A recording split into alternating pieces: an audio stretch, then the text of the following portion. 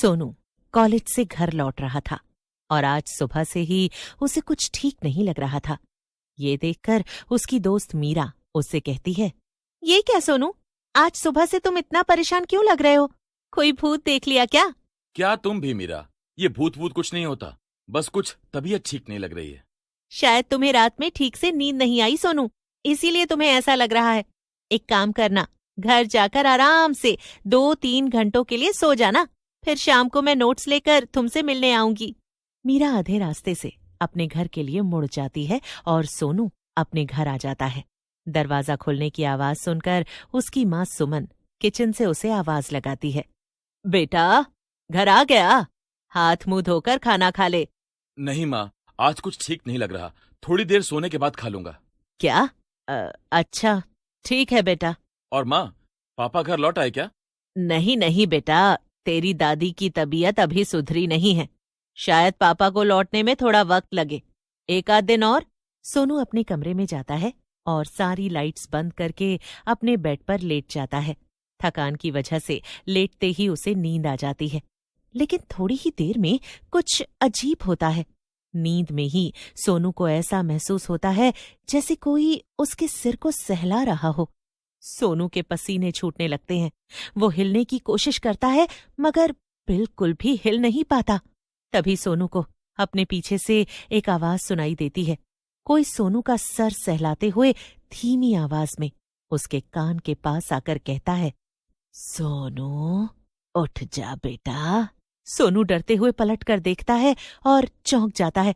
उसके सिरहाने पर उसकी दादी बैठी हुई थी और वो बहुत ही बीमार नजर आ रही थीं। दादी, आप यहाँ? क्या क्या आप पापा के साथ यहाँ आई? लेकिन सोनू की दादी कुछ भी नहीं कहती और एकटक उसे देखती रहती हैं। देखते ही देखते उनकी आंखें एकदम सफेद हो जाती हैं। ये नजारा देखकर तो सोनू के होश ही उड़ जाते हैं। उसकी सांसें तेज होने लगती हैं। तभी अचानक से उसे किसी के चीखने की आवाज सुनाई देती है, लेकिन ये आवाज उसकी दादी की नहीं थी, बल्कि सोनू सोनू सोनू उठ जा बेटा, सोनू। अचानक से सोनू की आंख खुलती है। उसके सिरहाने कोई नहीं बैठा था और उसकी माँ रसोई से चिल्लाकर उसे बुला रही थी। सोनू भागता हुआ बाहर आता है। क्या क्या हुआ माँ? मैंने यहाँ मैं रसोई में बर्तन धो रही थी बेटा, और मुझे ऐसा लगा जैसे कोई मेरे पीछे आकर खड़ा हो गया। मुझे लगा तू होगा, इसलिए मैं तुझसे बातें करने लगी।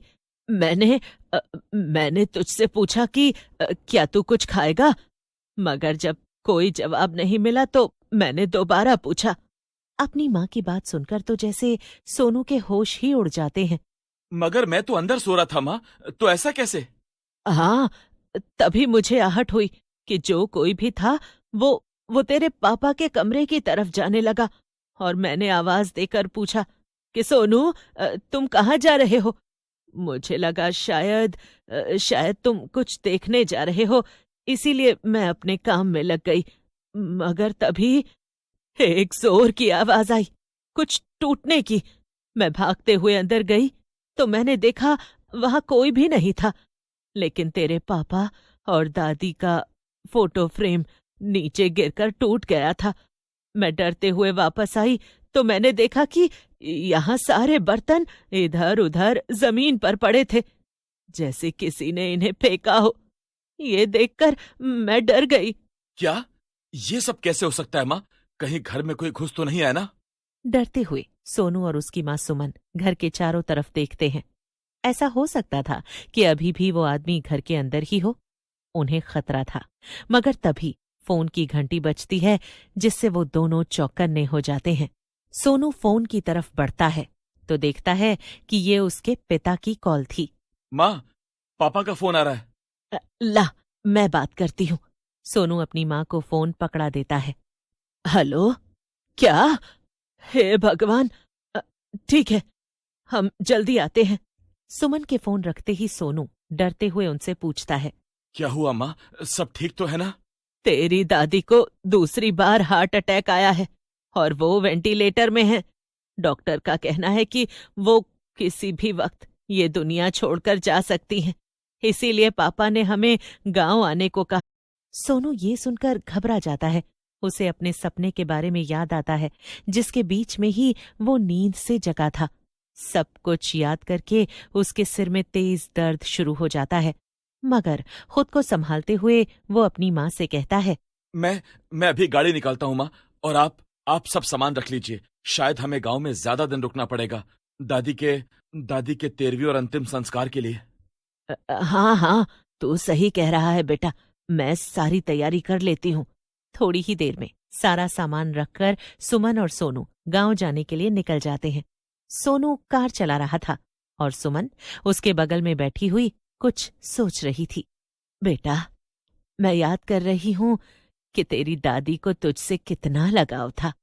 जब तू छोटा था ना, तो हर वक्त तुझे अपनी गोद में बिठाकर रखती थी, और जब तू बाहर खेलने जाता था तब भी हमेशा तेरे साथ जाती थी। क्या सचमुच माँ?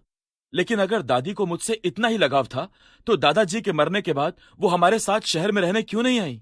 करीब 2 घंटे के सफर के बाद दोनों अस्पताल पहुंचते हैं, और जैसे ही सोनू अपनी दादी के कमरे में जाता है, डेथ का टाइम शाम के 7:15। लेकिन सोनू की आंखें अपनी दादी की आंखों की तरफ से हट ही नहीं रही थीं।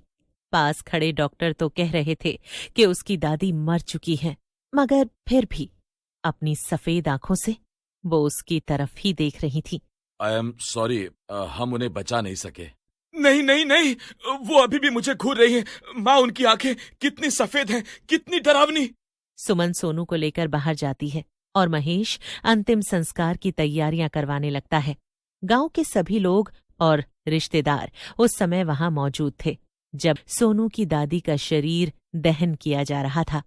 सोनू उन आग की लपटों को देख रहा था, मगर फिर भी उसे कुछ बेचैनी थी, जैसे अभी सब कुछ खत्म नहीं हुआ। तभी पीछे से उसकी बुआ सुमन से कहती है, तुम लोग जानते थे माँ को सोनू से कितना लगाव था, फिर भी तुम उसे यहाँ वक्त पर लेकर नहीं आए। अरे अंतिम समय में भी उनकी जान उसी में अटकी थी।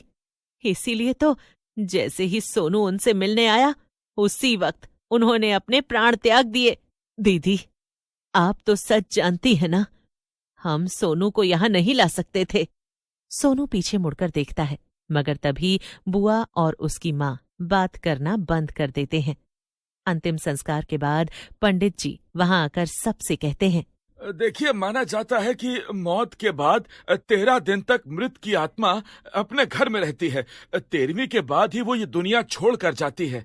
इसीलिए बेहतर होगा आप सब यहाँ उनके साथ उसी घर में रहें, ताकि उन्हें अकेला न महसूस हो, और सारी पूजाओं को विधि विधान से कराएं।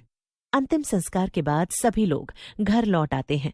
सोनू अपनी दादी के घर पूरे 15 साल बाद लौटा था। थकान इतनी थी कि अपने बचपन वाले कमरे में लेटते ही उसे नींद आ जाती है, लेकिन आंख बंद करते ही उसे अपनी दादी फिर से दिखाई देती हैं, जैसे वो उसी कमरे में उसके साथ हों। सोनू आसपास देखता है, मगर कमरे में अंधेरा था। वो अपने फोन में समय देखता है तो रात के 3 बज रहे थे। लेकिन तभी सोनू को खिड़की के बाहर से कुछ आवाज सुनाई देती है, जैसे कोई पायल पहनकर वहां चल रहा हो। बचाओ बचाओ बचाओ! थोड़ी ही देर में घर के सभी लोग वहां आ जाते हैं। सोनू के पिता रमेश एक गहरी सांस लेते हैं और फिर अपने बेटे से कहते हैं, बेटा, जिस छोटी बच्ची को तू देख रहा था वो तेरी बहन थी। हाँ बेटा, तू अकेला पैदा नहीं हुआ था, तेरी एक जुड़वा बहन भी थी। हाँ, मगर जब वो पैदा हुई तो वो बहुत कमजोर थी। तेरी दादी ने उसे उसी पेड़ के नीचे दफना दिया, मगर उन्हें इस बात का दुख हमेशा था, इसीलिए उन्हें तुझसे 2 गुना लगाव था। मगर वो इसको अपने साथ लेकर यहाँ से नहीं जा सकती थी। शायद इसीलिए वो तुझे सच बताने के लिए बार बार दिख रही थी। सोनू की बहन की ये सच्चाई उसकी जिंदगी पूरी तरह से बदल देती है, मगर वाकई में उस दिन के बाद उसे उसकी दादी दोबारा कभी दिखाई नहीं दी, और न ही वो उस गांव के घर लौटकर दोबारा जाता है। मगर एक बात तो वो जान गया था कि मौत अंत नहीं होता। मौत के बाद भी दुनिया में बहुत कुछ होता है।